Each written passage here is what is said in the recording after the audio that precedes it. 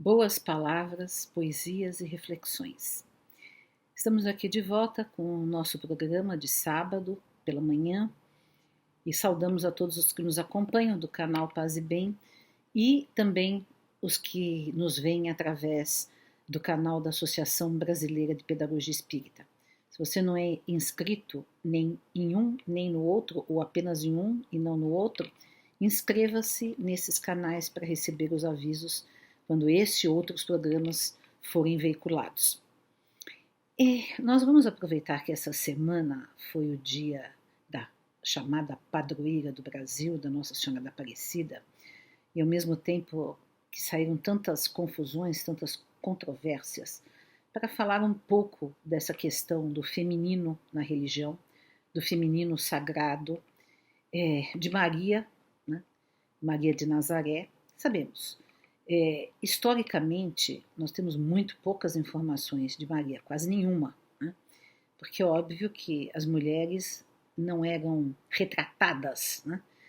Não se contava nada sobre as mulheres.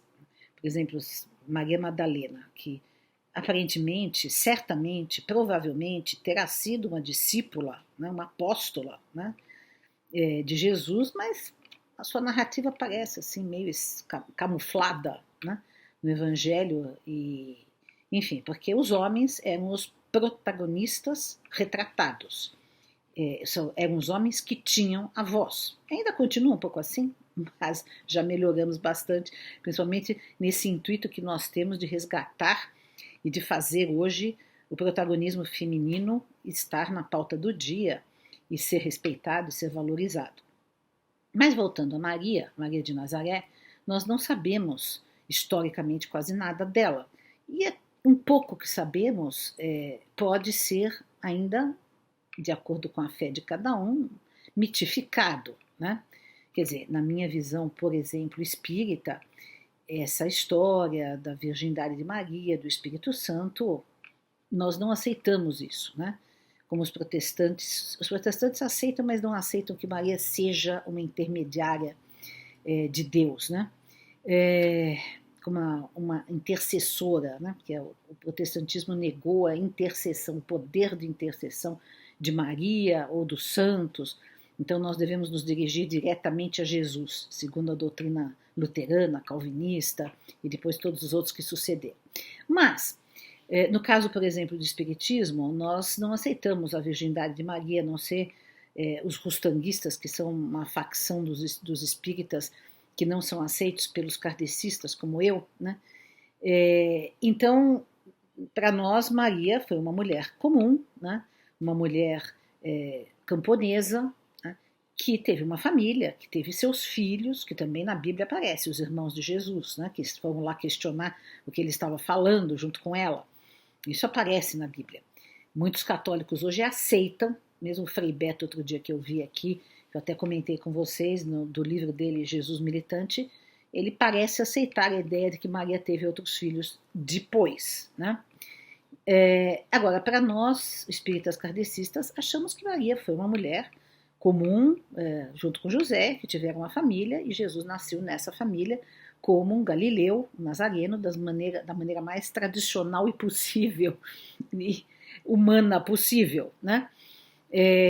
Agora, isso não invalida, né, a visão que nós possamos ter de Maria como uma criatura mais elevada, mais purificada, ou como queiram, né?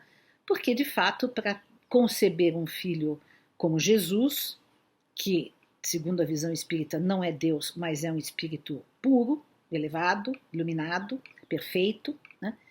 Então, obviamente, que teria de ser uma pessoa que se harmonizasse, que se afinizasse com esse espírito reencarnante, que é um espírito elevado, que já atingiu a perfeição, que já atingiu pelo menos a perfeição que nós possamos imaginar, ou projetar, ou entender, né? Então, como se trata de um espírito elevado, Maria de Nazaré, então nada impede que nós oremos para ela, nos sintonizemos com ela, assim como oramos para Jesus, assim como oramos para um espírito bom, assim como podemos orar para Buda, para Gandhi, para Bezerra de Menezes, para Krishna, enfim, a oração é uma elevação de pensamento, de sentimento, em que nós procuramos nos sintonizar, nos colocar em harmonia com um ser que pode nos ouvir pela telepatia, pela emissão do nosso pensamento. Então, nada impede que um espírita ore a Maria, né? Os protestantes não oram, os católicos oram, e os católicos entendem que Maria, então, tem um poder intercessório junto a Jesus, ou seja, rogai por nós, né, pecadores, agora e na hora da nossa morte, ou seja, Maria é aquela que vai interceder por nós. Tem uma cena maravilhosa do Ariano Suassuna, que eu adoro, feita pela Fernanda Montenegro, que é fantástica, né? Onde a Fernanda Montenegro, representando o papel de Maria, junto a um Jesus negro, intercede junto a Jesus por aqueles que vão ser, que o demônio quer levar para o inferno. Né? E assim aquele sabor delicioso da poesia e da prosa do Ariano Suassuna. Então este é um conceito católico de intercessão, né? Que ela, com seu amor materno, com seu acolhimento materno, exerce junto a Jesus, junto ao Pai, junto ao Filho, para nos salvar, né? Amenizar os nossos pecados. Né? Então essa é a visão do catolicismo. Seja como for, seja qual for a visão que tenhamos, e eu sempre lembro que no islamismo Maria ocupa um livro inteiro do Alcorão. Então Maria também é venerada pelos islâmicos. Maria é mãe de Jesus, né?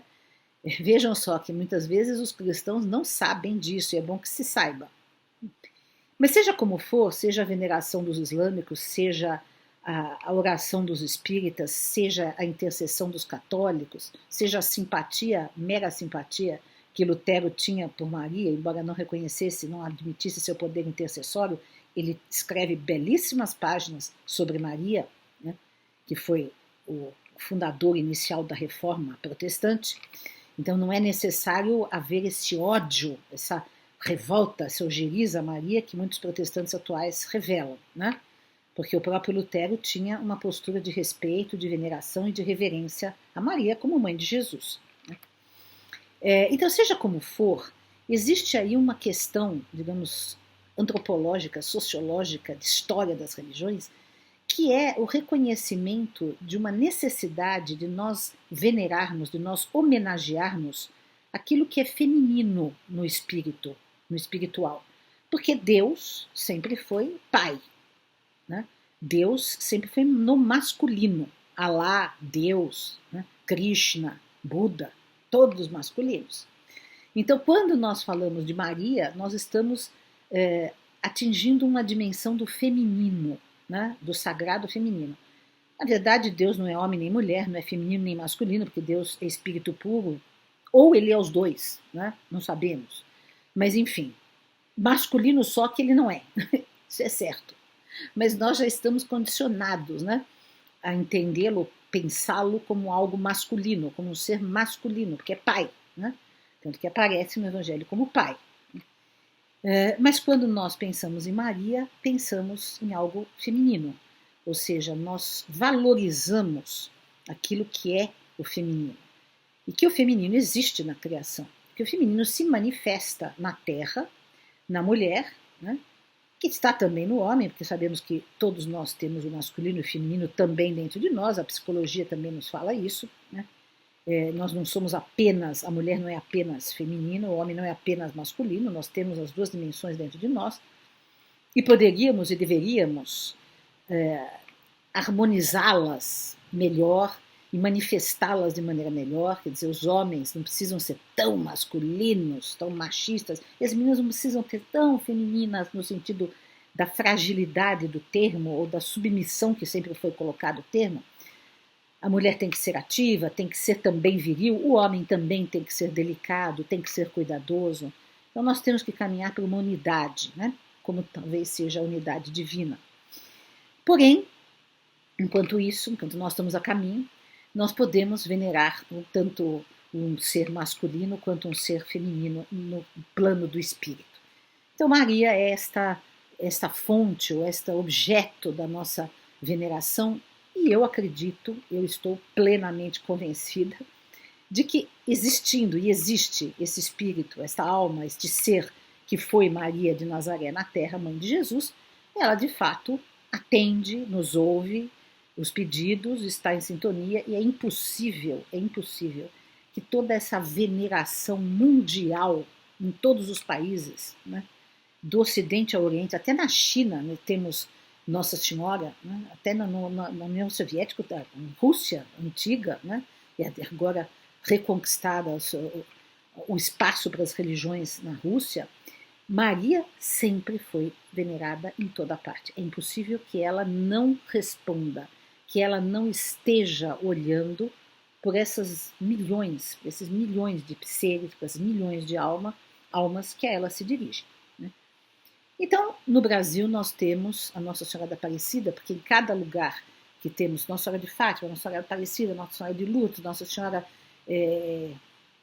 sei lá, de Guadalupe, há tantas Nossas Senhoras, há mais de 300 Nossas Senhoras no mundo. O que são essas diversas Nossas Senhoras? É o nome do lugar ou da circunstância em que ela apareceu para alguém, ou foi encontrada uma estátua, como foi no caso aqui no Brasil, que foi encontrada essa estátua negra, de uma Maria negra, né? O que é muito simbólico, o que é muito representativo, o que é muito interessante, o que é muito bom, né? Porque isso identifica também com a alma brasileira, que tem a sua negritude negada pelo racismo estrutural. Então, cada lugar onde ela se manifestou, seja através da aparição, de uma aparição, por exemplo, Nossa Senhora de Fátima, que ela apareceu para as crianças, e eu considero, apesar de muitos espíritas acharem isso um absurdo, eu considero que houve mesmo aparição. Né? Por que não? Por que não? Por que as crianças não teriam visto? Por que em tantos lugares as pessoas não teriam visto? Isso é um fenômeno mundial. Então, nada impede que de fato tenha acontecido. Né? Talvez em algum lugar não, talvez em algum lugar menos, talvez em algum lugar não foi tão nítido, mas que haja essa manifestação mundial da presença de Maria, eu acho bem plausível. Né? Então, eu acho que é um espírito que olha por nós, é um espírito que nos atende, talvez com uma falange de outros espíritos que trabalham com ela, né? E nada impede que nós nos conectemos com ela. Então, em homenagem a esse dia que passou e que infelizmente foi palco de guerras religiosas no Brasil, porque nós estamos vivendo um momento de discurso de ódio, de instalação de guerra entre famílias, entre religiões, entre partidos, é uma coisa horrorosa, mas quem está fazendo isso são os bolsonaristas, é preciso que se diga, não adianta equivaler os dois lados, porque não é equivalente. Né? Não vimos aqui nenhuma pessoa da esquerda atacar virulentamente os da direita, né? Os bolsonaristas, ao contrário, são os bolsonaristas que estão exercendo esse discurso de ódio. E nós precisamos acabar com esse discurso.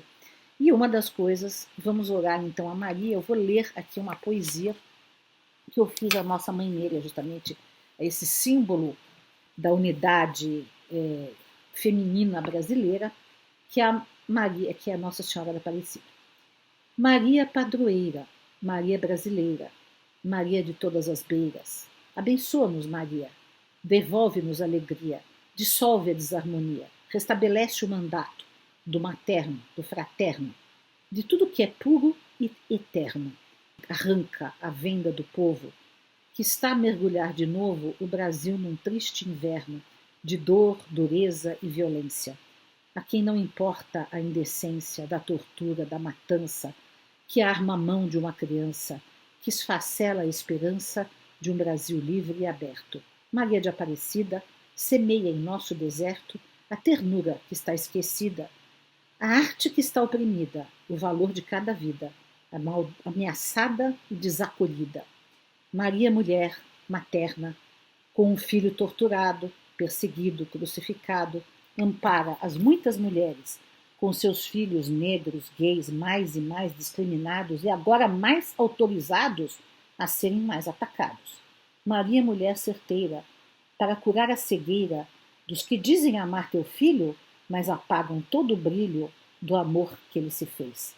devolve a toda essa gente a óbvia sensatez, a necessária honradez de ser um cristão decente. Ensina mais uma vez: Jesus é amor sem condição, e não haverá solução sem profundo coração, sem piedade e compaixão. E assim ficamos por hoje. Um grande abraço, até a próxima.